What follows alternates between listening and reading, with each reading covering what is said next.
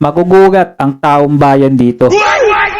Dahil ang mag-amang BP Sara Duterte at itong si Tatay Digong, may isa silang dating kasamahan di umano na kumanta ngayon at nilaglag ang mag-amang Duterte.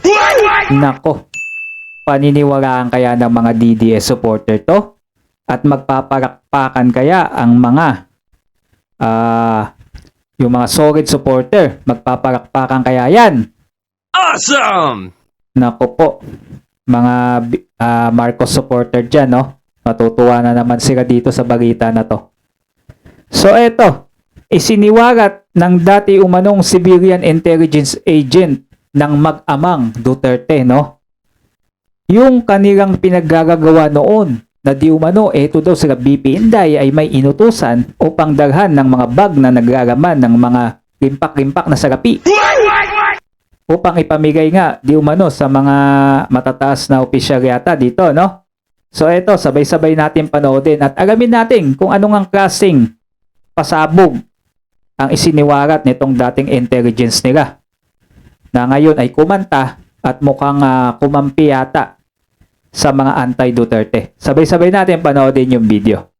Isiniwalat ng dati umanong civilian intelligence agent na mag-amang dating Pangulong Rodrigo Duterte at Vice President Sara Duterte na inutusan siya ng mga tauhan ng OVP na maghatid ng milyong-milyong pisong pera sa iba't ibang personalidad. Ang detalye ng sinumpaan niyang salaysay sa So, matataas pa lang no?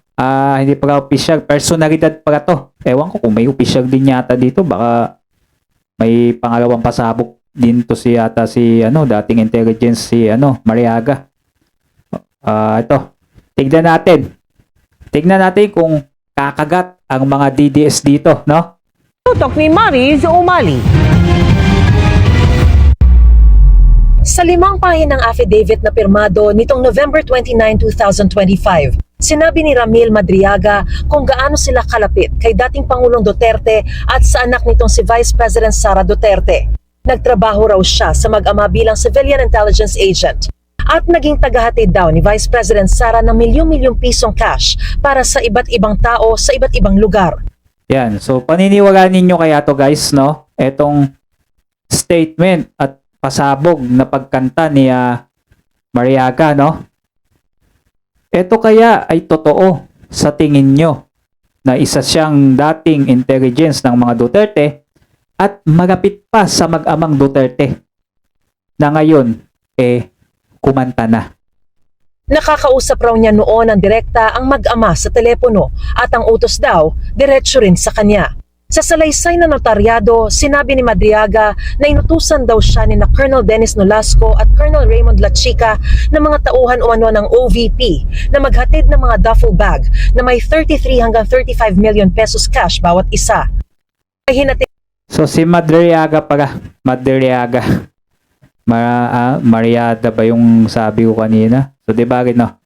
So ngayon, eto. So may bag palang hinahatid itong intelligence, no? Inutos sa kanya. At inutos din galing mismo sa OBP o dun sa opisina ni BP Inday na may mga bags na naglalaman ng limpak-limpak na salapi. Totoo kaya to guys na may limpak-limpak na salapi kaya na inutos ito si BP Inday na ipamigay sa mga personalidad o iba't ibang mga tao, no?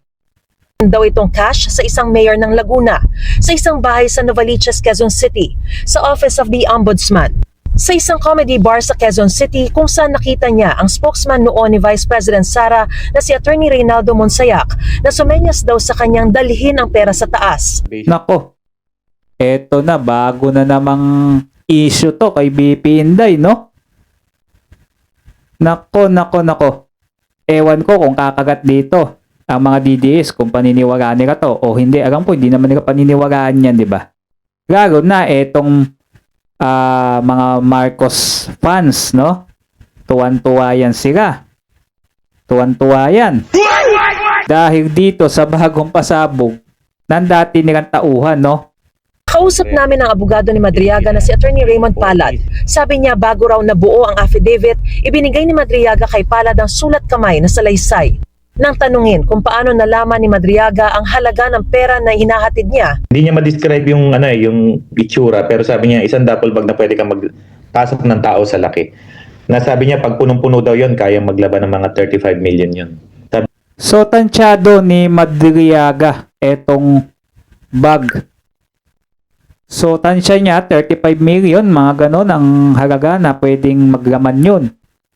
Tapos, ang tanong dito, legit kaya yung mga sinasabi ni Madriaga? Hindi yan paniniwalaan, no? Lalo na ng mga DDS at ng mga Duterte. At sinasabi din ng mga Duterte dito ay imbento niya nga lang daw yan. Imbento lang yan ni Madriaga upang siraan itong mga Duterte, lalo na to si BP Inday at itong nakakulong na tatay niya, si Tatay Digong.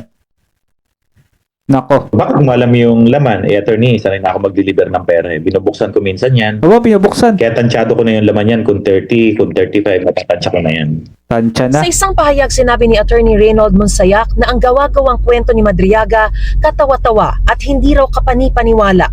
Polluted source daw si Madriaga, hindi raw niya ito kilala at walang ugnayan sa isa't isa. Itinanggi rin ni Philippine Army Colonel Lachica na kilala niya, personal o professional si Madriaga. So, pati ito tong si Colonel, Chika, dinawit din. Kaya ngayon, todo depensa din to si Colonel Chika. Na hindi niya nga kilala ito mismo si Madriaga. Personal man o professional, no? Hindi raw totoo ang sinasabi nito at handa siyang magbigay linaw sa anumang investigasyon. Sa litratong ito, pinakita ni Madriaga ang regalo raw sa kanya ni dating Pangulong Duterte. Kung ganito siya ka-close sa mag-amang Duterte, bakit siya bumabaliktad ngayon? Ayun, yun ang tanong. Kung bakit siya close noon kay Duterte, bakit siya bumaliktad? Bakit siya kumanta? Anong dahilan niya? Eto, magugulat kayo. Sabi ng abogado ni Madriaga, minsang humingi ng tulong si Madriaga kay Sara Duterte sa kaso niya, pero di raw natulungan. Binisita pa nga raw si Madriaga ni Vice President Sara sa Camp Bagong Diwa, kung saan ito nakakulong dahil sa kasong kidnapping for ransom. Ayun. So, nakakulong ito si Madriaga ngayon, no? Ang dahilan ng kanyang pagkanta ay yung hindi pagtulong sa kanya ni BP Inday. Mukhang inachepwera yata siya ni BP Inday o kung ano man ang iniisip niya, hindi siya tinulungan, pinabayaan siya. Yun yung kanyang main reason kung bakit siya tuluyang kumanta. Sakali man daw na sampahang muli ng impeachment complaint si Vice President Sara sa February 2026, pwede rin daw gamitin ang affidavit ng kliyente. Sa Pebrero, matatapos na ang 1-year ban para sa pagsampa ng impeachment complaint laban sa Vice Presidente. Ayon sa abogado ni Madriaga, ay pinanotaryo nito ang salaysay para maisumite sa Ombudsman at na masimulan na raw ang fact-finding investigation. Inihayag din ni Madriaga na maghahain pa siya ng panibagong affidavit kaugnay umano sa OVP sa asawa ni Vice President Sara at ilang pang mga opisyal na sangkot umano sa pamamahagi at paghatid ng pera at mga kaugnay na usapin. Yan.